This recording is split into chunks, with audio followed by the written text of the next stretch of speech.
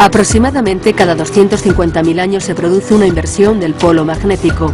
El polo norte y el polo sur invierten sus posiciones. Los efectos son terribles para la vida del planeta. Aumentan los terremotos o las tormentas solares. Hace 750.000 años ocurrió la última inversión. La siguiente debería haber ocurrido hace tiempo. Las investigaciones realizadas sobre los frecuentes terremotos ocurridos últimamente tratan de encontrar una explicación y una forma de predicción más fiable para el futuro. Hoy la noche temática desvela los secretos del movimiento de la Tierra. Los últimos cálculos sobre el movimiento del polo magnético demuestran que se desplaza entre 55 y 60 kilómetros al año. Si nada cambia, alcanzará Siberia en torno al año 2040. Mientras el polo magnético se desplaza, la capa magnética de la Tierra se debilita. ¿Qué efectos tendría un periodo de inestabilidad magnética en el mundo? Un escudo magnético más débil podría causar un aumento en la incidencia del cáncer, ya que nuestro ADN habría de soportar más daños de los rayos cósmicos. Se podría pensar que en la época del GPS no tenemos que preocuparnos por orientarnos con el magnetismo. Pero el sistema GPS depende de los satélites y estos son vulnerables a las tormentas solares. Cuando se producen, los errores de cálculo llegan a alcanzar los 100 metros.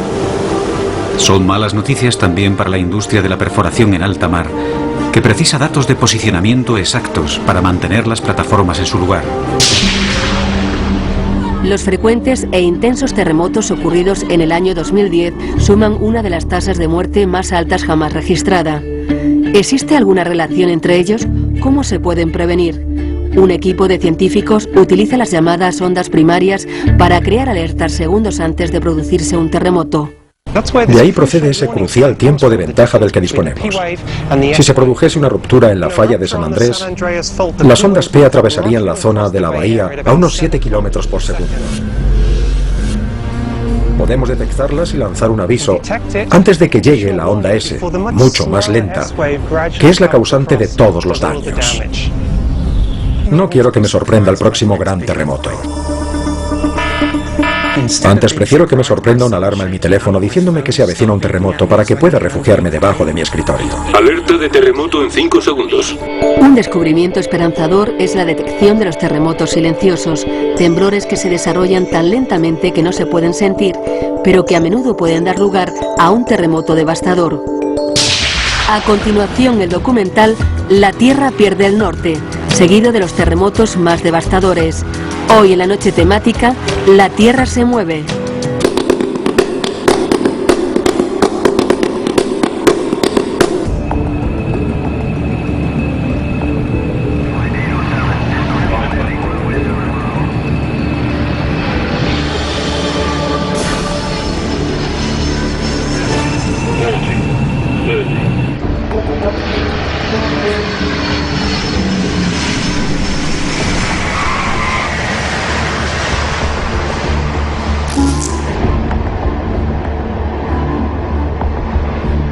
Roissy-Charles de Gaulle, aeropuerto de París, 20 minutos pasada la medianoche.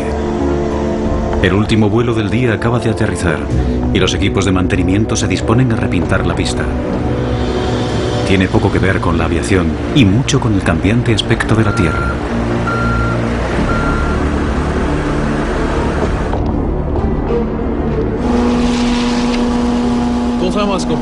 La mayoría de la gente no sabe que los números asignados a las pistas no se eligen al azar. Tienen una razón de ser. El número de cada pista corresponde a su rumbo magnético. Y tienen que cambiarse periódicamente porque en el polo norte magnético se desplaza hacia el norte real. Y la brújula del avión señala al norte magnético.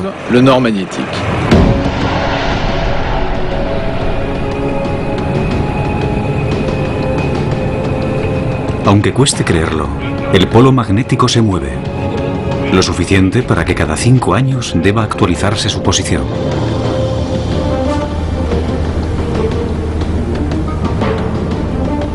Un selecto y audaz grupo de científicos viaja al Ártico y a su glacial océano para determinar exactamente dónde está el polo.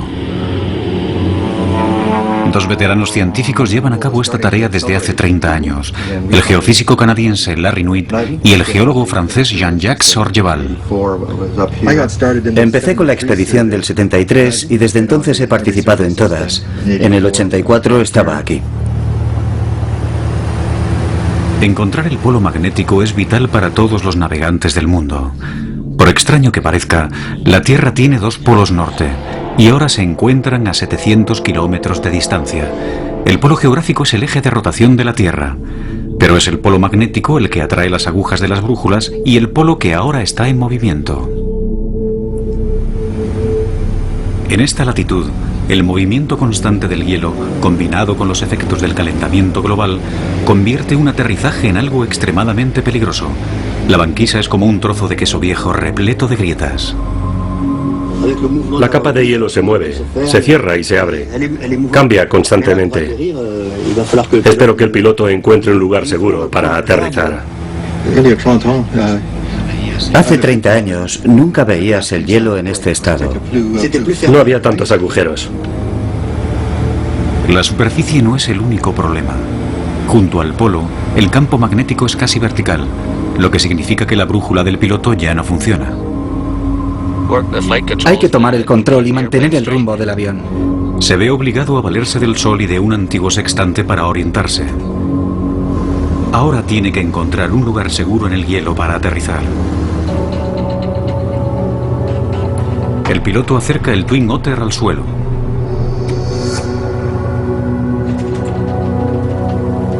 Luego roza el suelo con suavidad para comprobar que el hielo puede soportar el peso del avión.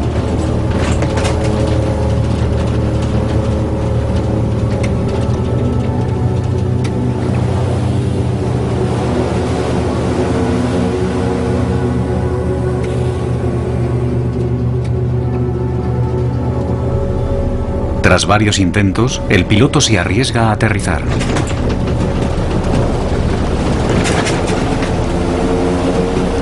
Se aferra a los mandos, preparado para reaccionar al más mínimo ruido de hielo rompiéndose. Si el avión de 5 toneladas se hundiera, nadie acudiría a rescatarlo.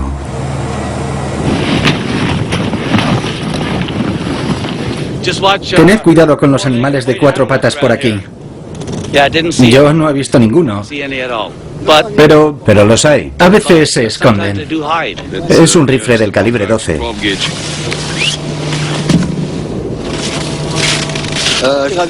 Acabamos de aterrizar en la banquisa con nuestro equipo polar. Estamos en 85 grados norte, 126 oeste. Un magnetómetro medirá la intensidad, la dirección y la inclinación del campo magnético. Este instrumento está conectado a un teodolito óptico con el que los científicos calculan su situación respecto al Sol. Está bien. Aquí arriba, la vieja y precisa brújula de Jean-Jacques Sorgeval no funciona. La aguja no señala al norte real, porque aquí no hay a dónde señalar. El norte real está debajo de nuestros pies. A pesar de estar a 17 grados centígrados bajo cero, Larry Nuit va a tener que quitarse el abrigo. Y el reloj y las llaves, cualquier cosa metálica o magnética. Es la única forma de hacer una medición precisa. Esta operación se repetirá por toda la presunta región del polo. Solo entonces los 2 expertos podrán determinar la posición oficial del polo magnético.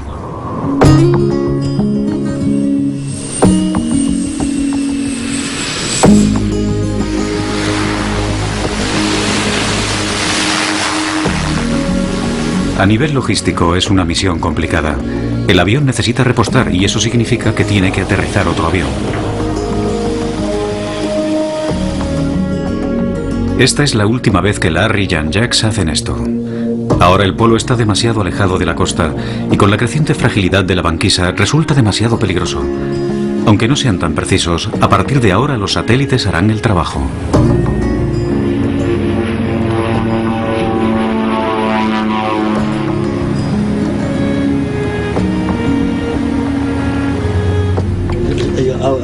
Antes de 1994, el polo ya se desplazaba unos 10 kilómetros al año de forma constante. En el 94 nos dimos cuenta de que estaba empezando a acelerarse hasta unos 15 kilómetros al año. Y en 2001 descubrimos que se había acelerado hasta unos 50 kilómetros al año. 50.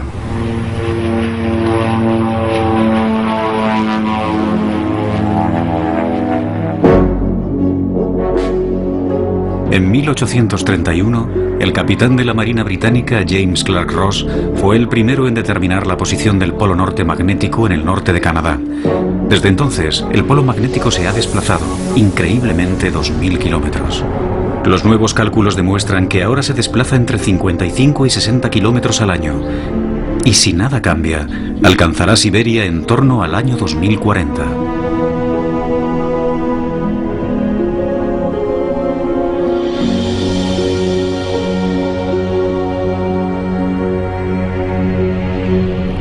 El polo magnético es, de hecho, el eje de nuestro campo magnético terrestre.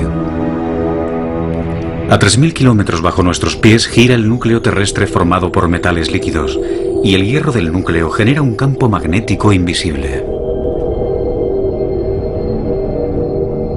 Aunque poca gente sea consciente de su existencia, este campo magnético tiene una gran importancia en nuestra vida diaria.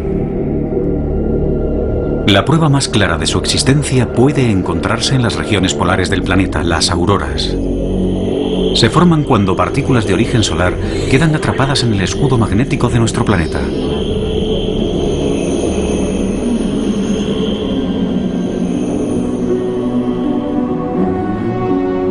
El escudo que rodea la Tierra a modo de burbuja protectora alcanza una altura de decenas de miles de kilómetros.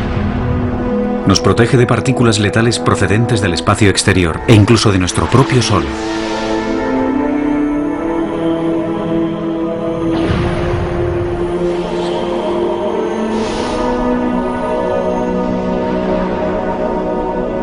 El Sol produce una corriente constante de radiación que causaría estragos en la Tierra si no estuviéramos protegidos por nuestro escudo natural.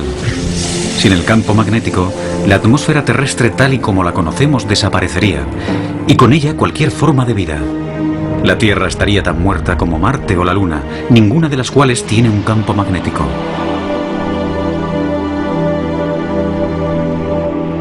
Pero la cuestión permanece. ¿Por qué se desplaza el polo magnético a tanta velocidad? ¿Y dónde terminará?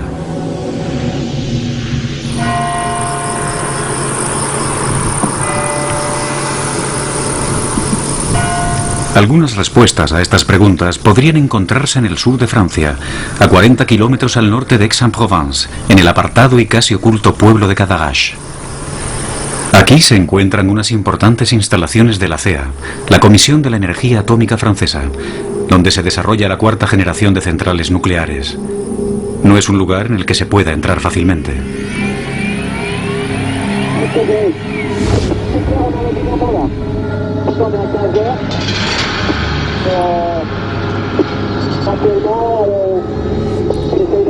En este centro intentan comprender qué es lo que pasa a miles de kilómetros bajo nuestros pies.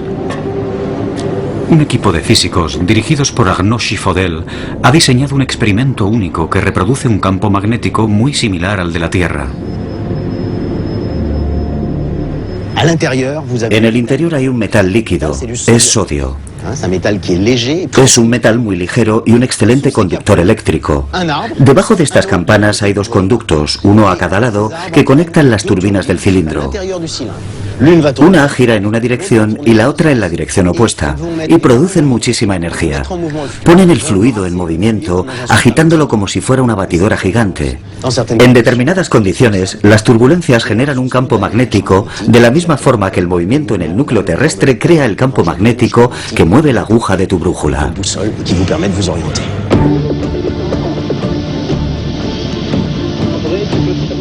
En el año 2006 se necesitaron meses de preparativos antes de que el equipo estuviera preparado para reproducir el campo magnético de la Tierra.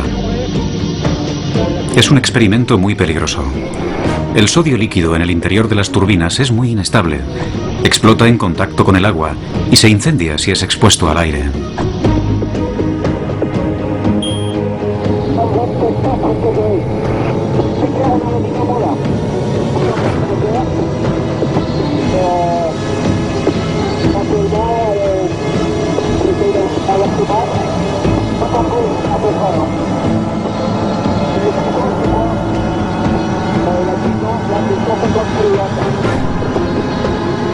Ahora llega el momento de la verdad. Bien, el campo magnético se hace más fuerte.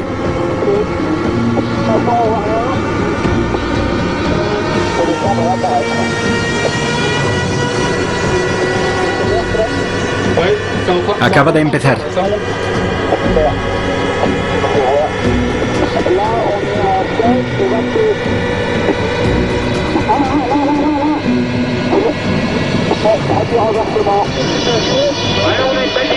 Se mueve, se mantiene, fluctúa. Bien, está en positivo, no lo pierdas de vista. Vamos a intentar hacer un par de mediciones. Los resultados son elocuentes.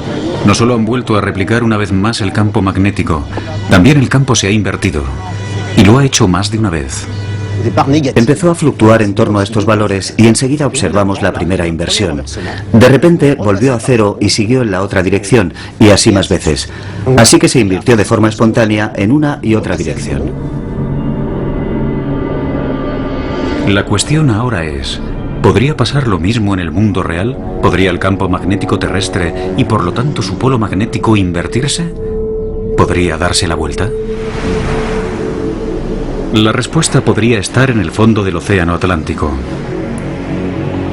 A lo largo de millones de años se han depositado sedimentos en el fondo marino. Muchos son de origen volcánico. Algunos de estos sedimentos contienen partículas metálicas. Al depositarse, señalan hacia el norte y nos dicen dónde estaba el polo en ese momento de la historia. El Marion Dufresne es el barco de investigación del Instituto Polar francés. Está equipado con una enorme máquina perforadora que puede penetrar en el fondo marino a 6.000 metros de profundidad.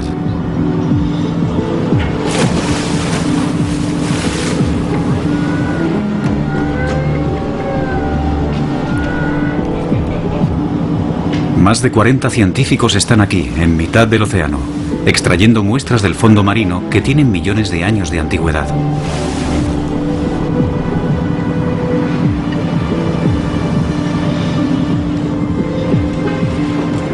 Es un trabajo muy delicado y físicamente exigente.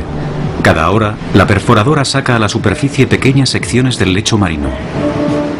Los científicos creen que estas muestras podrían haber registrado la posición del polo magnético a través del tiempo geológico.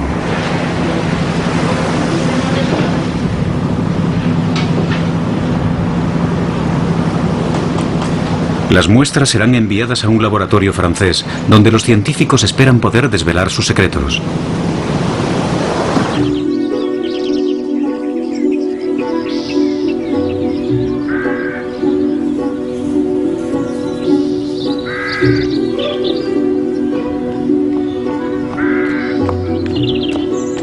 Catherine Kissel trabaja aquí, en este castillo del siglo XVIII de Gif-sur-Yvette, al sudoeste de París, un elegante campus del Centro Nacional de Investigación de Francia.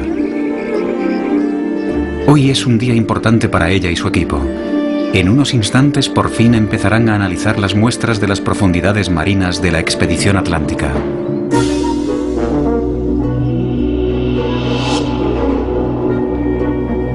Los sótanos del castillo son perfectos para conservar las muestras de sedimentos que los científicos franceses han recogido por todo el mundo desde el comienzo del siglo XX. Vamos a abrirlo.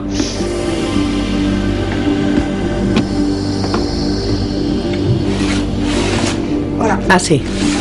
Muy bien.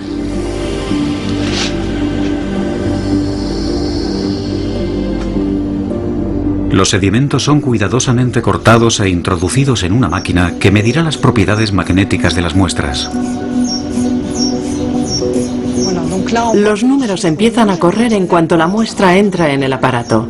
Ese tubo largo se detiene cada 2 centímetros para una medición instantánea de toda la información contenida en las partículas magnéticas del sedimento, especialmente la orientación magnética. Así podemos definir la posición del polo magnético a lo largo del tiempo. De hecho, la investigación submarina ha demostrado algo casi increíble. El análisis de los sedimentos marinos demuestra que el polo norte magnético no solo se ha movido, también se ha invertido por completo. Actualmente los científicos creen que a lo largo de 250 millones de años, los polos se han invertido completamente más de 300 veces. En una sección como esta, a veces detectamos una inversión de los polos. En un extremo del testigo, todas las partículas señalan en una dirección, por ejemplo, el polo norte, y en el otro extremo señalan al sur. Entre los dos, encontramos el mecanismo de inversión magnética que puede observarse con mayor o menor detalle dependiendo del grosor del sedimento correspondiente a la inversión. El polo magnético se desplaza de norte a sur y viceversa aproximadamente cada 250.000 años. La última inversión sucedió hace 780.000 años. La siguiente hace mucho que tenía que haber sucedido. Es un fenómeno natural de nuestro planeta. Los polos se invierten. Volverá a pasar. ¿Pero cuándo? Esa es la gran pregunta. Tras pasar los últimos 30 años estudiando el polo, Larry Nuit está seguro de que el polo norte magnético se desplaza cada vez más y más deprisa. Y se pregunta si eso significa que seremos testigos de una reversión geomagnética cuyas consecuencias le preocupan. Algunos meses después de la expedición ártica, decide consultar a su amigo y colega Jean-Jacques Orgeval en París. Hola, Larry. Hola. ¿Cuánto tiempo? Orgeval ha organizado una reunión en el Instituto Geológico francés. Espero que no estés muy cansado. Vengo con ganas. Bien. No lo hubiera imaginado.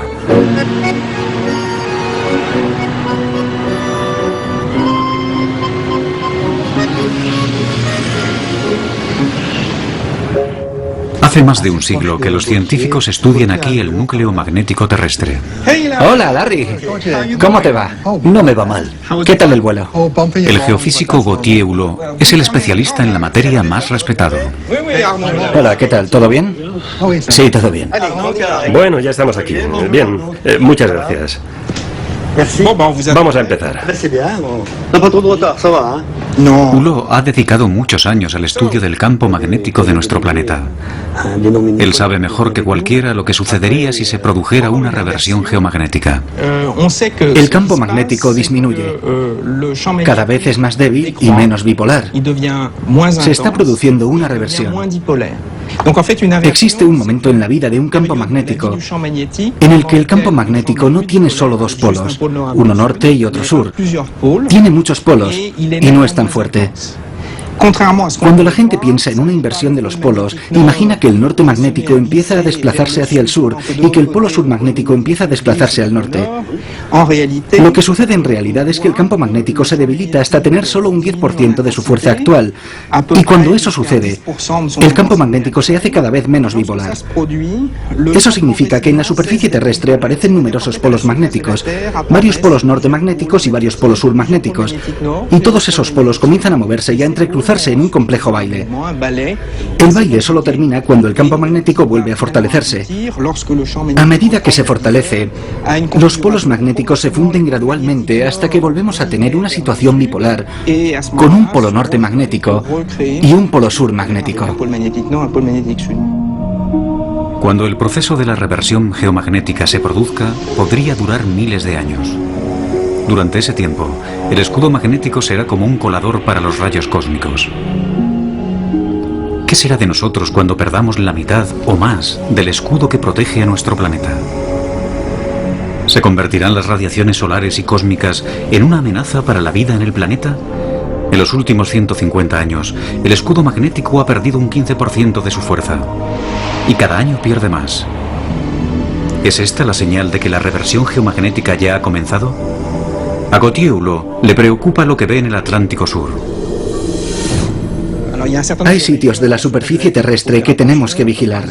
Por ejemplo, el Atlántico Sur. La así llamada anomalía del Atlántico Sur es una zona donde el campo magnético es mucho más débil que en otras regiones en la misma latitud.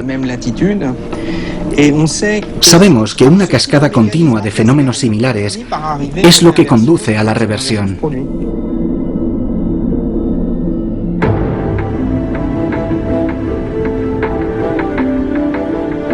Nuestro polo errante está reduciendo la fuerza de nuestro escudo magnético y los científicos controlan el campo magnético cada día. Larry Nuit y sus colegas científicos de todo el mundo vigilan atentamente la actividad solar y cualquier fluctuación en el campo magnético. Es la llamada Red Intermagnet, que significa Red Internacional de Observatorios Magnéticos en Tiempo Real. En Canadá, los datos de Intermagnet llegan al laboratorio geomagnético, situado cerca de la capital, Ottawa. Aquí es donde Larry trabaja. Hay actividad intensa por encima de 900. Eso es mucho. Sí. ¿Y la velocidad del viento solar? La verdad es que es muy alta. No sé qué deberíamos hacer. Esto es muy importante. Creo que será mejor que emitamos una alerta. Es lo bastante fuerte como para afectar a los sistemas eléctricos y a todos los demás. Larry y otros han observado que a medida que el campo magnético se debilita, somos más vulnerables a la radiación procedente del Sol. El Sol nos lanza constantemente partículas cargadas y de vez en cuando se produce una erupción solar y muchas partículas cargadas de energía chocan contra el escudo magnético terrestre, haciendo que oscile o vibre o que cambie con mucha rapidez.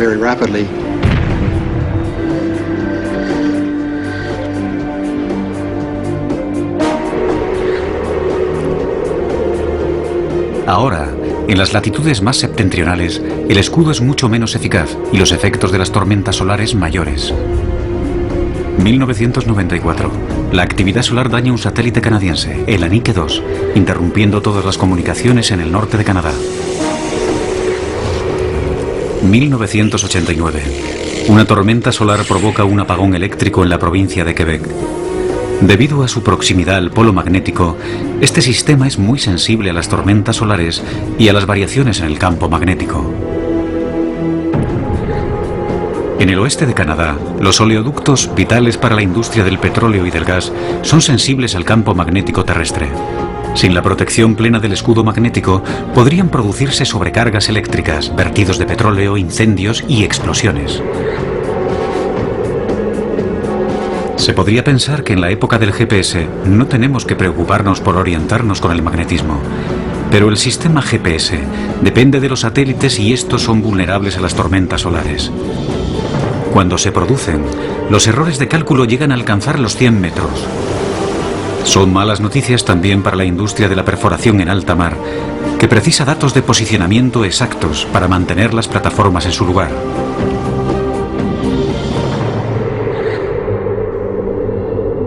Si queremos entender los problemas que provocaría un escudo magnético débil, solo hemos de pensar en los astronautas. Ellos ya lo están experimentando. La NASA tiene que tener en cuenta el nivel del campo magnético cuando planea un paseo fuera de la Estación Espacial Internacional. Y lanza un beso. Es algo que experimentó la astronauta Julie Payet en su segunda misión en la Estación Espacial Internacional. 1 hora 40 minutos. Motor principal. 4, 3, 2, 1. Ignición. Y despega el Endeavour. Kibo hace realidad el sueño japonés. El día del lanzamiento, el transbordador espacial Endeavour alcanzó una altitud máxima de tan solo 400 kilómetros, porque a esa altura el campo magnético aún ofrece una moderada protección a los astronautas. Prácticamente todos los astronautas han experimentado en el espacio los denominados flashes visuales, una prueba definitiva de su exposición a la radiación cósmica.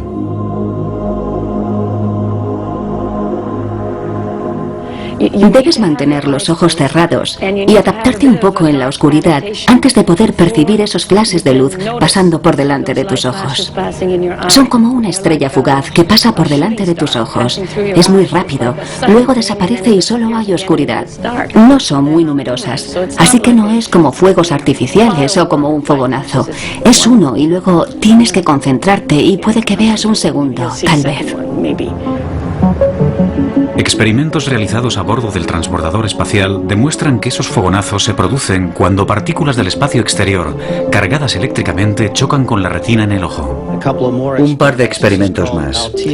Esto se llama Althea y mide las radiaciones cósmicas.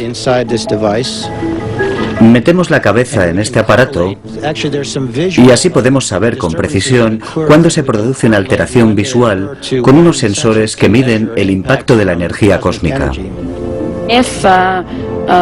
Si sabemos que la actividad solar va a ser especialmente intensa, que lanzará partículas cargadas hacia la Tierra y por lo tanto a la nave espacial en órbita, nosotros a veces nos protegemos en sitios de la estación, sitios que están más protegidos que otros. Nos llamarían desde Tierra y nos dirían que se esperan erupciones solares y que es mejor que vayamos a esas zonas mejor protegidas hasta que termine la tormenta. Y después seguimos con nuestro trabajo. Muchas investigaciones que ahora se llevan a cabo en la estación espacial intentan comprender mejor el fenómeno de la radiación, cómo afecta al cuerpo humano y cómo protegernos de ella.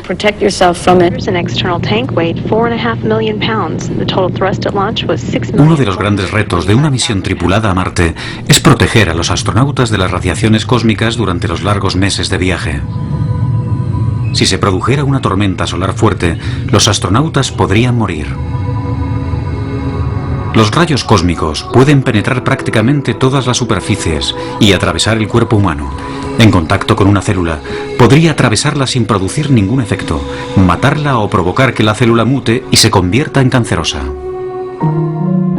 Los científicos creen que los rayos cósmicos también podrían dañar o afectar los circuitos de los ordenadores de una nave espacial. Por esa razón, el transbordador espacial lleva 5 ordenadores que trabajan en paralelo y votan democráticamente para decidir qué información es correcta.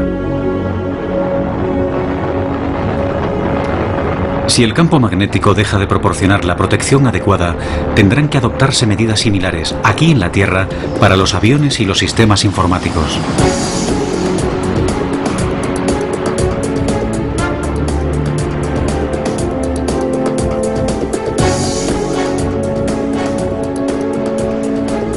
Si la gente que está más cerca de la superficie de la Tierra estuviera alguna vez expuesta al nivel de radiación que soportan los astronautas, el primero en saberlo sería Jean-François Botellier, del Instituto Francés de Radioprotección y Seguridad Nuclear. Hoy Botellier tiene una misión que cumplir. Está a punto de embarcar en un vuelo rumbo a Canadá. Creo que deberíamos separarnos aquí para pasar el control de seguridad. Nos veremos en el avión. Les damos la bienvenida al vuelo número F233. El tiempo de vuelo estimado es de 4 horas y 23 minutos. Sin duda, Jean-François Botellier no es un pasajero normal. Su equipaje incluye un ordenador que evaluará la exposición a las radiaciones cósmicas durante el vuelo. Este sistema ha sido desarrollado recientemente por la Autoridad de Aviación Civil francesa. Esto es lo que estamos midiendo. Los niveles inferiores registrados en tierra están ahí. Y la lectura aumenta con la altitud.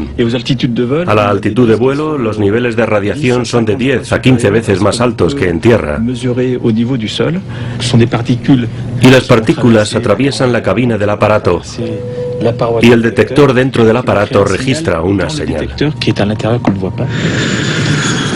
la Unión Europea exige que las líneas aéreas midan el nivel de radiación cósmica al que están expuestas sus tripulaciones. De hecho, deberán ser tratadas como trabajadores de la industria nuclear. En un vuelo transatlántico puede recibir la misma radiación que con una placa de rayos X.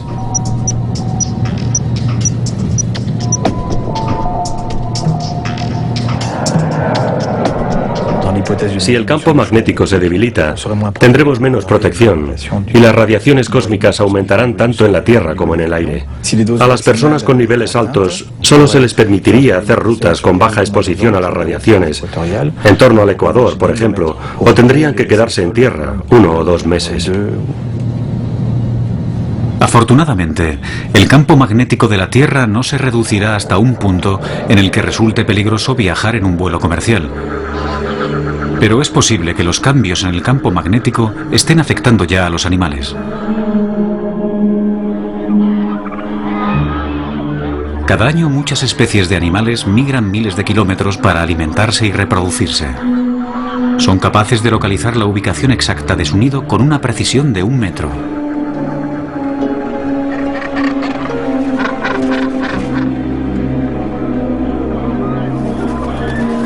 Los científicos estudian la importancia del campo magnético en el asombroso sentido de la dirección de algunas especies.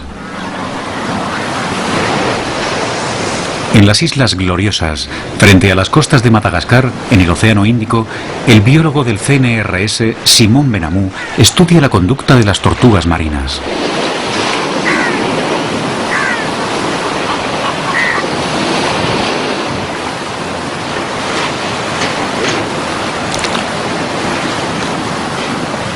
Benamou cree que esta especie tiene un sistema de navegación biológico que utiliza el campo magnético terrestre.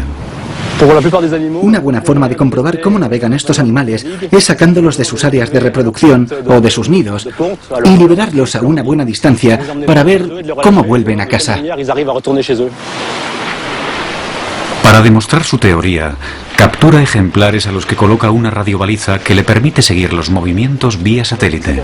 Hay que evitar cualquier contacto. En las cabezas de algunas tortugas pegan un imán 100 veces más potente que el campo magnético terrestre. Está bloqueada.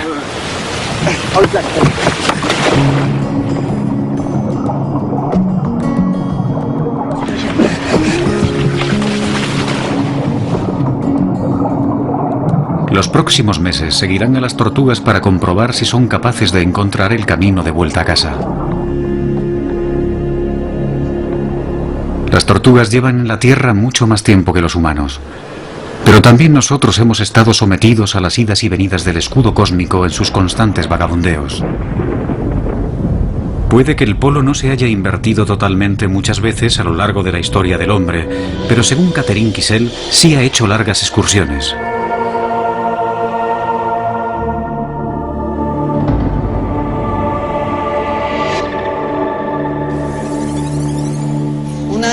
Esta es la lectura de una muestra del Atlántico Norte. Vemos el polo en una posición estable y de repente cambia a una posición absolutamente anormal cerca del Ecuador.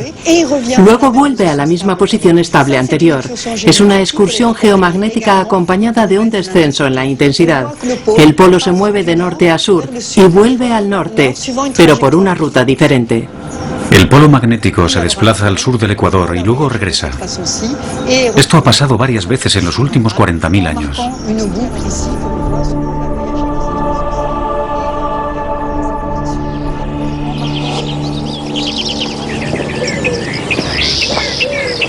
Pero no es necesario retroceder decenas de miles de años para encontrar evidencias de que la intensidad del campo magnético ha experimentado cambios.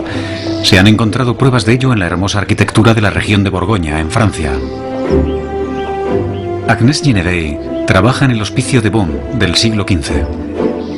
Ella es una arqueóloga especial, una arqueomagnetista.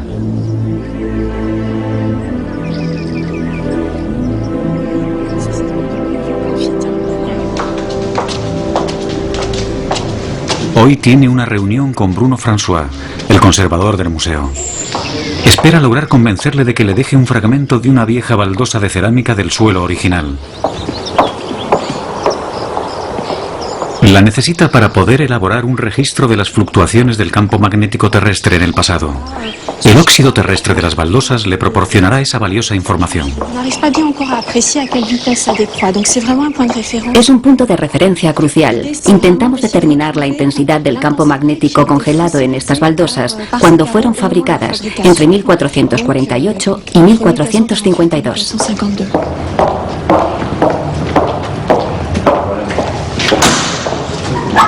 Detrás hay una puerta oculta. Una puerta cerrada con llave.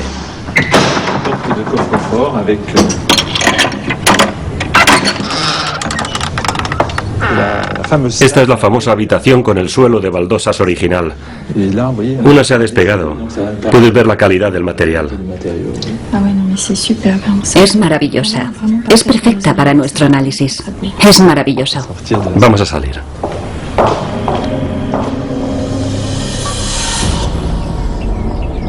Para conseguir que las baldosas revelen sus secretos, Agnès tiene que someterlas a un largo y meticuloso procedimiento en el laboratorio.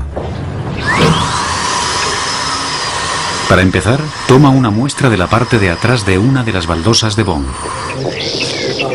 Larry y Jean-Jacques han sido invitados al laboratorio del Instituto de Geofísica para proseguir sus investigaciones. Este es el instrumento que usamos para medir la intensidad. Esto es un magnetómetro de vibración triaxial.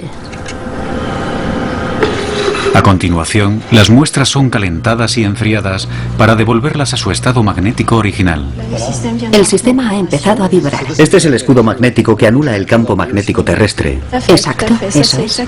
Este proceso proporciona información sobre el estado del campo magnético en el momento en el que fue fabricada la baldosa. En el interior el magnetismo es cero y podemos crear un campo magnético artificial.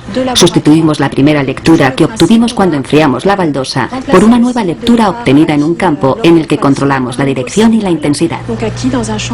El equipo de Agnès funciona como una especie de máquina del tiempo.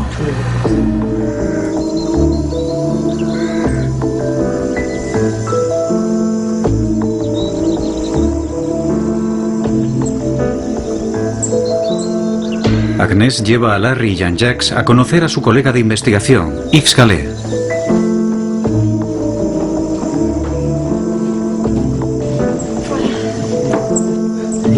Lo maravilloso de las baldosas de Bond es que sabemos con seguridad que son de mediados del siglo XV, entre 1448 y 1452 para ser exactos. Tenemos otros fragmentos de diferentes partes del mundo y lo más importante es que todos están datados con precisión. En estos cajones se guardan millares de valiosas muestras.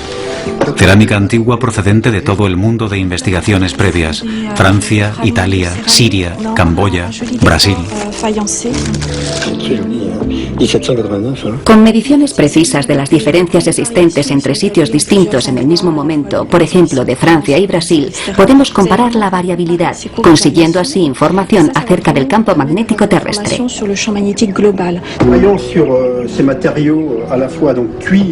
Los resultados de la comparación de fósiles magnéticos son sorprendentes. Demuestran que las variaciones en la intensidad del campo magnético durante el último milenio coinciden con cambios climáticos bruscos. Agnès e Yves van un paso más allá. En una teoría que aún ha de ser demostrada, se preguntan si los cambios en la intensidad magnética y los cambios climáticos asociados podrían haber determinado el curso de la historia. Muchos investigadores creen ahora que la caída de algunos de los imperios más grandes del mundo podría estar relacionada con fenómenos climáticos como las sequías. Esos cambios habrían causado hambrunas, la dispersión de la población y finalmente crisis políticas. La relación entre el clima y el campo magnético abre nuevas y fascinantes perspectivas en la historia antigua, especialmente en los momentos de transición, cuando unas sociedades desaparecían de la noche a la mañana mientras que otras florecían. En el Oriente Medio, el imperio acadio del antiguo Egipto cayó en torno al año 3000 a.C. y en Centroamérica, en Yucatán, la civilización maya desapareció en torno al año 1000 después de Cristo. Agnès e Yves creen que los cambios climáticos están conectados con las variaciones del campo magnético. Pero la cuestión es, ¿cómo están conectados? Tal vez la respuesta se encuentre en la formación de las nubes. La abundancia de nubes hace que la temperatura de la Tierra disminuya, ya que las nubes reflejan la luz del Sol.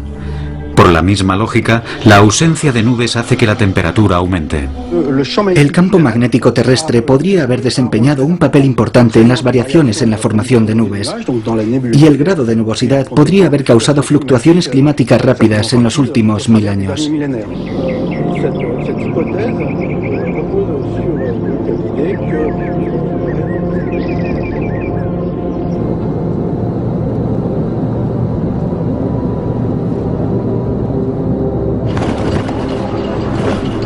Para aprender más, Larry viaja hasta Copenhague, al Instituto Espacial de Dinamarca.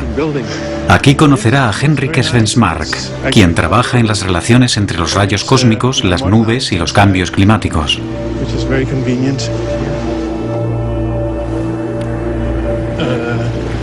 Por aquí. ¿Es aquí? Esta es la cámara de nubes. Como observarás, Svensmark muestra a Larry su cámara de partículas cósmicas. las partículas caen y la idea fundamental es que los rayos cósmicos que entran en la atmósfera ayudan a formar nubes. Nubes normales.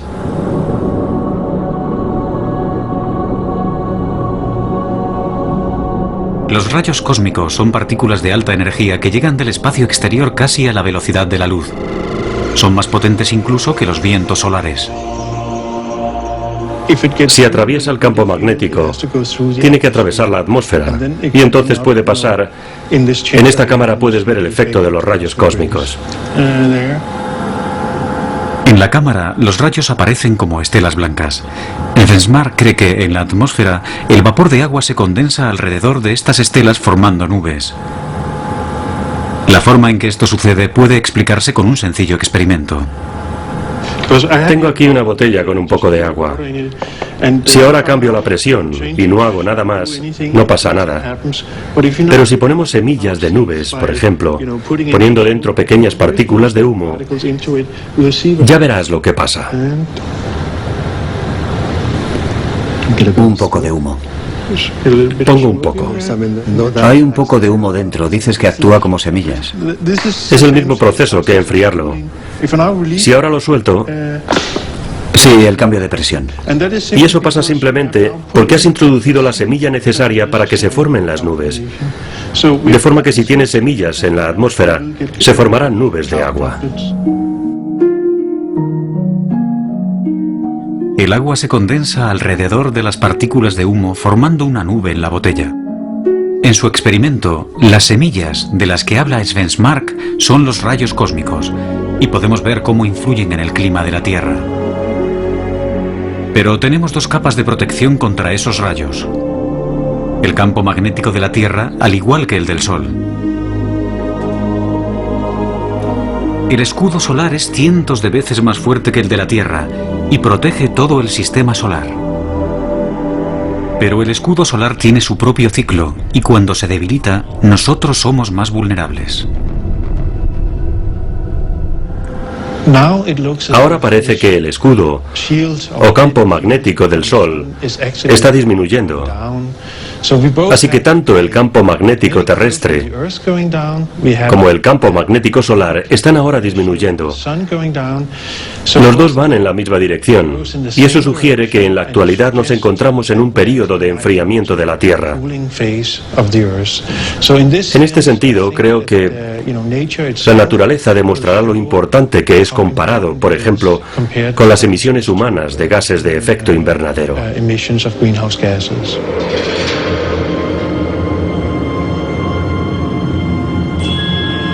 Pero cualquier teoría que afirme que la Tierra puede estar enfriándose y calentándose al mismo tiempo es altamente polémica, especialmente considerando que la actividad magnética del Sol no es algo que los climatólogos relacionen con el cambio climático. Podría ser que el debilitamiento de los campos magnéticos esté causando un enfriamiento de la Tierra y las emisiones humanas estén produciendo un calentamiento y que estemos en una competición por ver cuál es el más fuerte.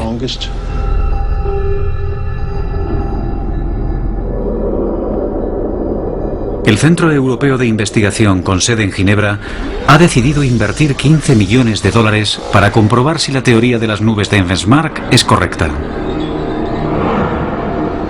Trabajar con el colisionador del CERN, el más grande del mundo, es la mejor forma de simular con precisión la radiación cósmica de alta energía. Los resultados se conocerán en los próximos años.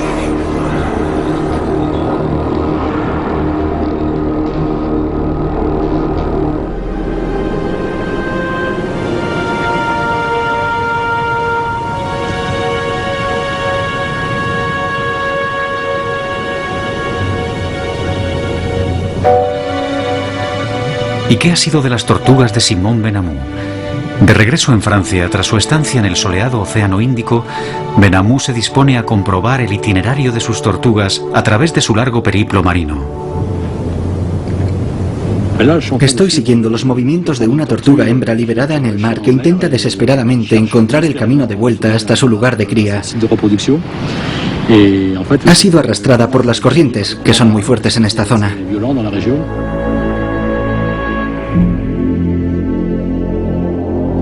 Para su sorpresa, pocos meses después, las tortugas terminaron encontrando el camino.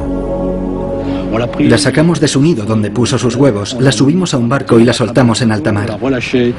Le costó 2 meses encontrar el camino de vuelta. No había comido, así que estaba deseando volver a esta isla para poner sus huevos.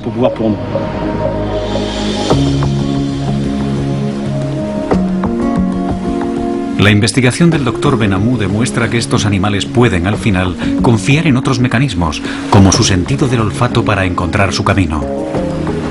Es un resultado tranquilizador, porque las tortugas se encuentran entre las especies más antiguas del planeta.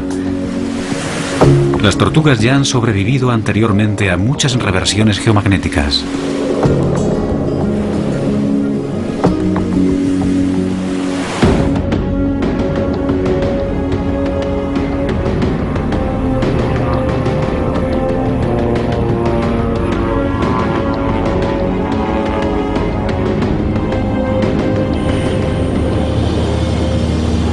¿Qué sabemos realmente sobre este amplio y complejo tema? Sabemos que el polo magnético se desplaza. Los científicos están seguros de que los polos se han invertido cientos de veces en el pasado y que volverá a pasar de nuevo en el futuro. ¿Qué efectos tendría un periodo de inestabilidad magnética en el mundo?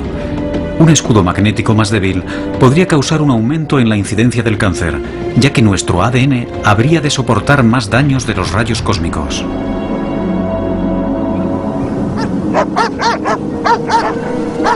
Quizás se produjeran extrañas fluctuaciones meteorológicas y cambios climáticos. Tal vez los turistas del futuro que quieran contemplar la belleza de la aurora boreal tengan que viajar al Ecuador en vez de al norte del Canadá.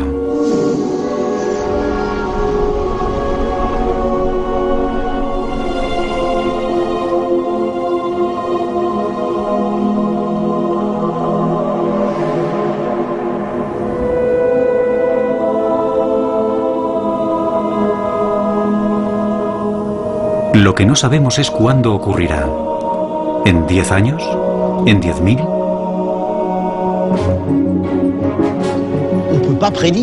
Es impredecible. Estoy aquí y realmente no puedo decir si va a ascender hasta arriba en pocos segundos o si descenderá por debajo de ese valor. Al final, cuando se trata de campos magnéticos, hemos de ser humildes ante algo cuya escala está muy lejos de nuestro alcance. Hemos comprendido que es imposible predecir la próxima reversión. Podemos observar el campo magnético hoy y tratar de entender por qué se debilita con tanta rapidez, pero no podemos decir con seguridad si eso conducirá a una reversión. Y por lo que sabemos, quizá nunca podamos predecir una reversión geomagnética. Sabemos que la reversión de los polos magnéticos nunca ha causado una extinción masiva. Incluso nuestro antepasado, el Homo erectus, estuvo presente en la última reversión y sobrevivió. No será el fin del mundo, tan solo el fin del mundo que conocemos. Porque en los 780.000 años desde la última reversión, nuestro mundo ha cambiado profundamente. El próximo cambio magnético tendrá lugar en un mundo en el que todos los aspectos de nuestras vidas estarán unidos a circuitos electrónicos que serán vulnerables a los bombardeos cada vez más destructivos de rayos cósmicos. Desconocemos cómo cambiará todo esto nuestro mundo. Pero un cambio en los polos magnéticos sin duda nos obligará a repensar nuestro lugar en el universo. Solo nos queda esperar estar a la altura del reto. Es maravilloso. Lo que me gusta es que me recuerda al sol de medianoche. Si fuera blanco, estaríamos en el Ártico. Sí. Es muy bello.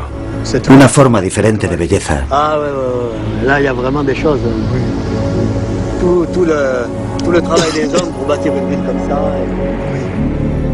Et d'arriver là par ce voyage de l'Arctique à ici.